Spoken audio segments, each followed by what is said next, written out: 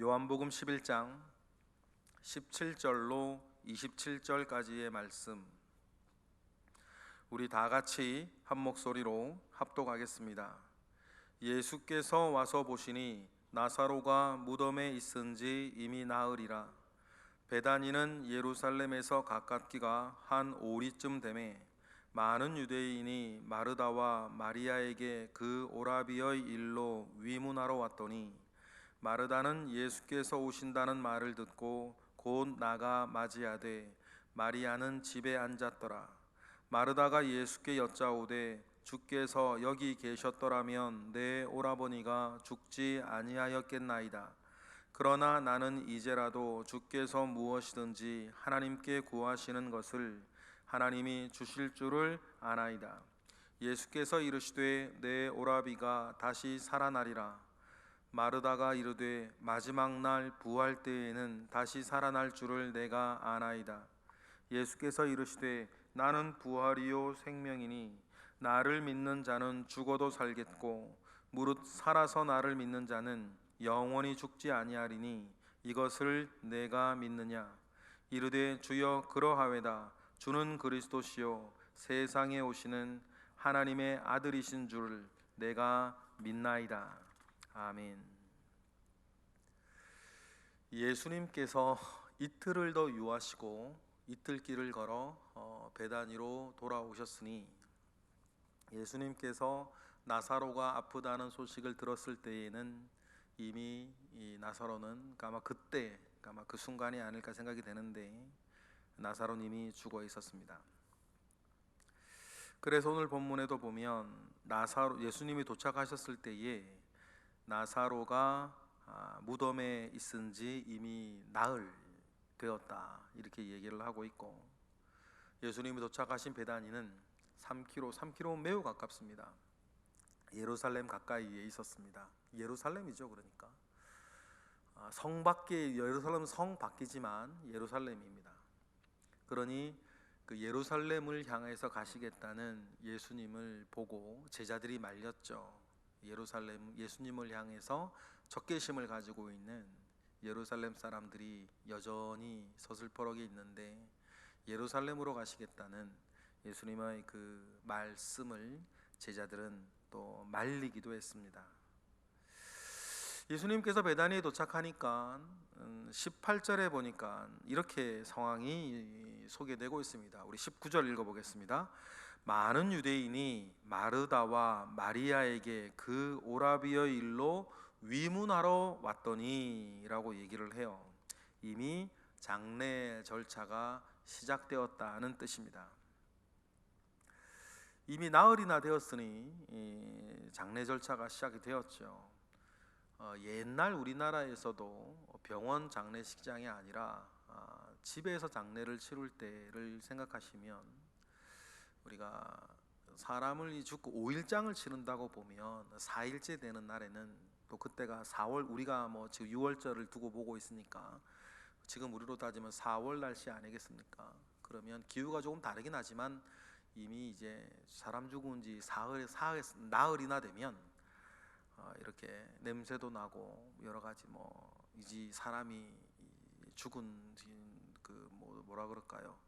그 모든 모양이나 냄새가 확연하게 달라질 것입니다. 그러니 그런 장례 절차가 시작이 되었고, 나사로니 무덤에 들어가 있고, 사람들은 조문을 하러 오는 때였죠. 이미 이제 사람들은 더 이상 나사로의 회생에 대해서는 아무런 기대도 가지지 않습니다. 그들의 풍속 가운데에 사람이 죽으면 그 영혼이 사흘 동안, 3일 동안은 그 시체 주위를 맴돌고 있다라고 하는 생각은 있었으나, 사실은 그 사흘 안에도 그 사람이 살아날 것이라고 하는 생각들은 여러 상태를 보면 하지 않겠죠. 그렇게 많이 지체가 됐어요.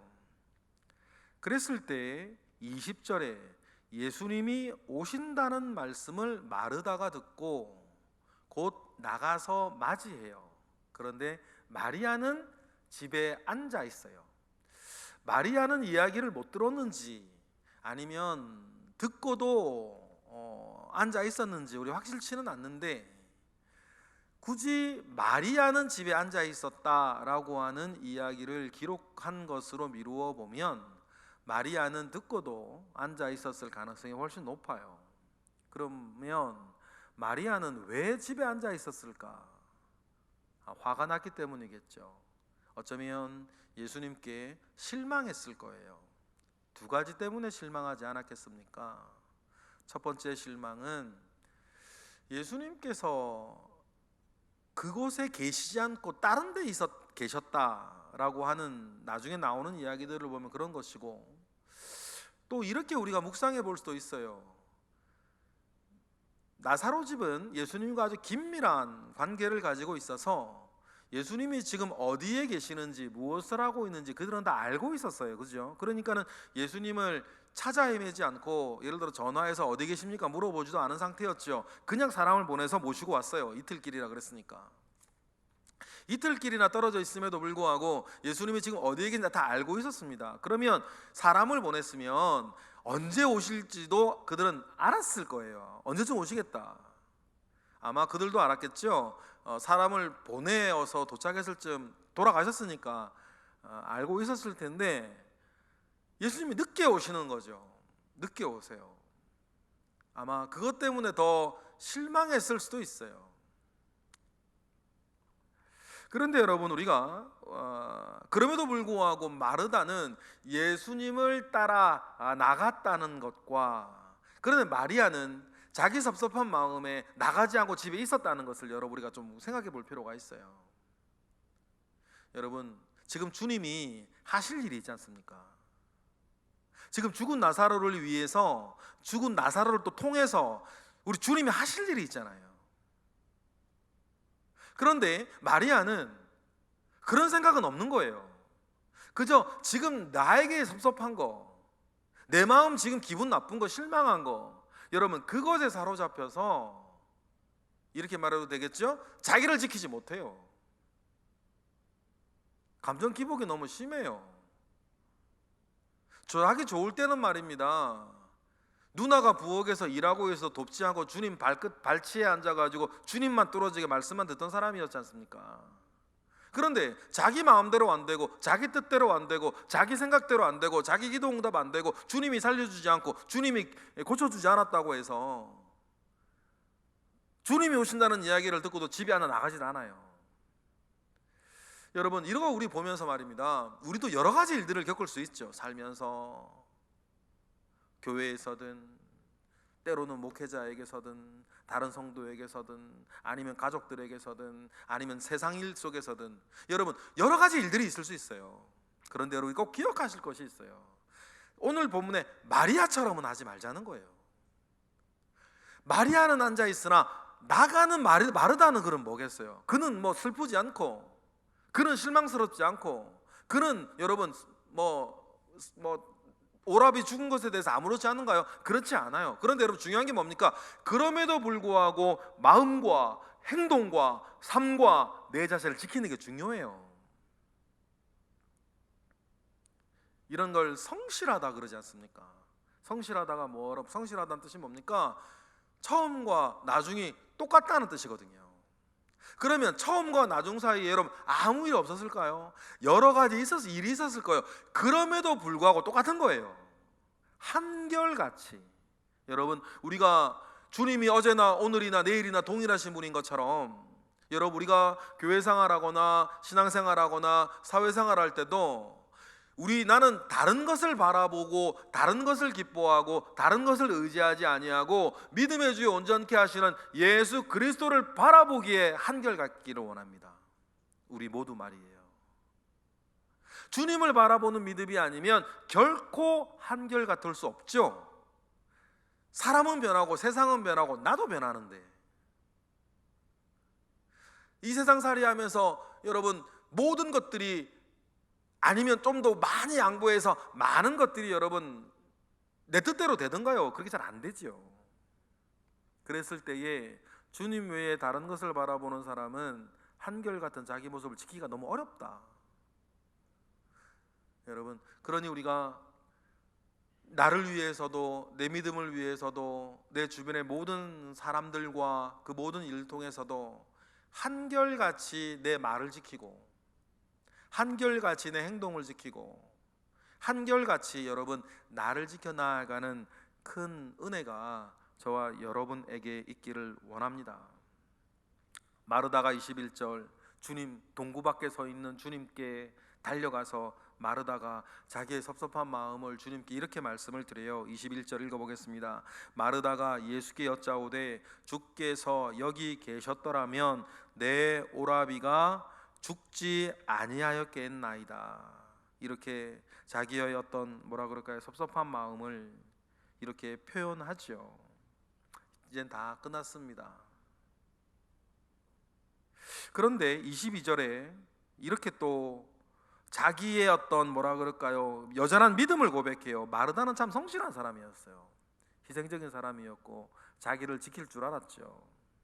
그래서 섭섭한 마음 주님께 있으나 마르다는 주님께 22절처럼 얘기를 합니다. 읽어보겠습니다. 그러나 나는 이제라도 주께서 무엇이든지 하나님께 구하시는 것을 하나님이 주실 줄 아나이다. 이제라도 주님께서 우리에게 좋은 것 주실 줄 믿습니다. 구하는 것 주실 줄 믿습니다 라고 마르다는 얘기를 해요. 이것이 죽은 나사로를 다시 살려주실 것입니다 라는 믿음은 아니에요. 비록 우리 오라비는 죽었지만 이제는 우리 오라비에게도 아니면 남아있는 우리 가족들 마리아와 나에게도 주님께서 다른 은혜를 주실 줄 믿습니다. 그 정도의 믿음이겠죠. 아직 죽은 나사로가 살아날 것이라고 하는 것을, 주님께서 살려줄 것이라고 하는 것을 여러분 마르다는 지금 상상하지 못하고 있어요. 여기에서 여러분 제가 계속 며칠 전부터 계속해서 죽은 나사로가 부활했다는 말을 안 썼다는 걸 기억하셔야 돼요. 지금 우리는 지금 나사로를 부활이라고 말하진 않아요. 죽은 나사로를 다시 살리실 것이라고 하는 것을, 살려줄 것이라고 하는 것을 여러분 마르다는 상상하지 못하죠. 아마 다른 위로를 주신다든지, 다른 더 은혜를 주신다든지, 그럼에도 불구하고 살 수 있는 다른 힘을 주신다든지, 다른 소망을 주신다든지, 그 정도의 믿음 가운데에 마르다는 이야기하는 거겠죠. 이것이 사람이 상상할 수 있는 믿음의 한계였으니까 그때까지. 그래서 주님께서 그 마음을 왜 모르시겠어요? 그래서 마르다에게 주님께서 22절처럼 23절처럼 말씀하십니다. 읽어보실게요. 시작. 예수께서 이르시되 내 오라비가 다시 살아나리라. 네 오라비가 다시 살아날 것이다. 그러니까 마르다가 전통적으로 정통 바리새파 사람들이 이야기하고 있는 부활에 대해서, 유대교에서 전통적으로 말하고 있는 부활에 대해서 마르다가 고백을 해요. 24절이죠. 그래서 그 이야기를 듣고 마르다가 얘기를 합니다. 다 같이 읽어보실까요? 마르다가 이르되 마지막 날 부활 때에는 내가 다시 살아날 줄 내가 아나이다. 그렇죠. 이것이 바리새파 사람들이 가르치던 부활이었죠. 그 당시 사람들이 생각할 수 있는 부활은 요 정도까지였어요. 마지막 날에. 이때는 뭐 주님 다시 오시는 재림 이런 것도 아직 알지 못하던 때니까 이 세상의 마지막 날에 우리 오라베가 다시 살아날 줄 내가 믿고 내가 아나이다. 마르다가 상상할 수 있는 믿음의 증거는 여기까지. 그때 주님께서 우리도 정말 가슴에 품고 살고 있는, 그래서 우리가 장례식에 조문했을 때에는 늘 이야기하는 아주 유명하고 우리의 소망이 되어지는 말씀을 주님께서 25절 26절에 하시죠. 뭐라 그러십니까? 다 같이 읽어보겠습니다. 예수께서 이르시되 나는 부활이요 생명이니 나를 믿는 자는 죽어도 살겠고 무릇 살아서 나를 믿는 자는 영원히 죽지 아니하리니 이것을 내가 믿느냐. 할렐루야. 여러분, 우리는 몸의 부활을 믿는 사람입니다. 몸의 부활을 믿는 사람이에요. 그것이 마지막 때이든 주님 다시 오실 때이든 여러분, 우리는 몸의 부활을 믿는 자들이에요. 그것이 우리의 믿음이죠. 여기에서 우리가 기억할 것은 방에 앉아 있던 마리아와 그럼에도 불구하고 주님을 맞이하러 나간 마르다는 여러분 다른 은혜를 받는다는 걸 기억하셔야 돼요. 그렇죠? 주님에게 다른 믿음을 고백하게 된다는 기억을 여러분 기억하셔야 돼요. 그래서 여러분 주님께 은혜 받을 사람은 늘 은혜를 받아요.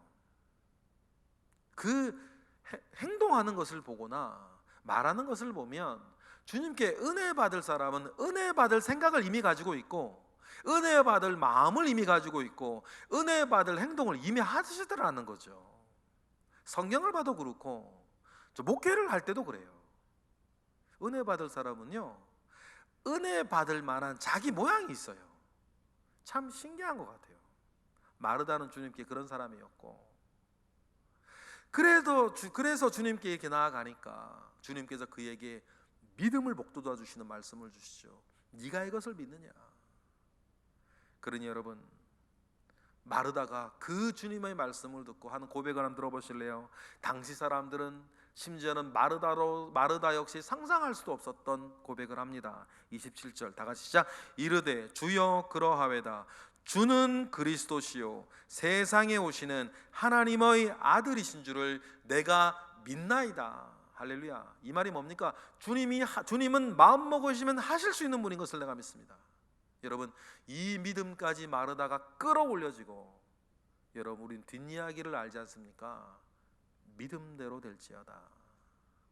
믿음대로 된 것 아니겠어요? 여러분 믿음은 반드시 믿음의 결과를 냅니다. 모든 결과에는 원인이 있는 것 아니겠습니까?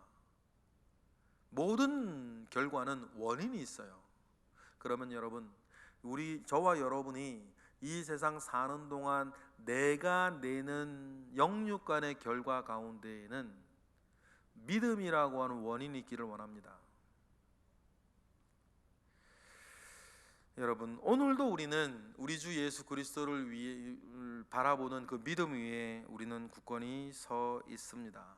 주님의 은혜가 우리 가운데 있음을 믿어요. 그 오늘 말씀을 이렇게 우리가 보면서 여러분 그럼에도 불구하고 동구박까지 주님을 맞이하러 나아가는 마르다의 그 믿음과 마르다의 성실함이 여러분 저와 여러분에게 있기를 원합니다. 젊을 때나 나이 들었을 때나 좋은 일 있을 때나 힘든 일 있을 때나 심지어 아무 일도 없을 때에도 여러분 주님 앞에 나를 지키고 살아가는 그 은혜가 저와 여러분들에게 늘 있기를 원합니다. 그러면 그 믿음 가운데에 서 있는 흔들리지 않는 반석 같은 믿음 가운데에 서 있는 사람에게는 주님께서 주실 다른 은혜가 있다는 것을 여러분 꼭 기억하시고 오늘 마르다가 다른 사람들과는 전혀 다른 남다른 은혜를 받고 남다른 믿음을 고백하게 되는 것을 우리가 오늘 읽으면서 그 은혜 나도 받기를 원합니다. 그 은혜 내가 평생에 받기를 원합니다 라고 하는 각오 가운데에 분명히 서시는 저와 여러분 되시길 주님의 이름으로 축복합니다. 기도하겠습니다. 할렐루야. 하나님 감사와 영광을 올려드립니다. 주님으로부터 또한 큰 은혜를 덧입는 마르다를 보면서 하나님 우리도 마르다와 같이 주님 앞에 한결같은 믿음, 한결같은 삶 드리기를 원합니다. 그럴 때마다 주님 우리에게 말씀으로 가르치시고 기도할 때마다 힘을 주셔서 그러한 우리의 각오 가운데에 굳건히 설 수 있도록 은혜를 주시옵소서. 이 시간 드려지는 1000번째 예물들 가운데 함께 하시고 이 시간 드려지는 우리의 기도 가운데 주님 응답하옵소서. 예수 그리스도의 이름으로 기도드렸나이다.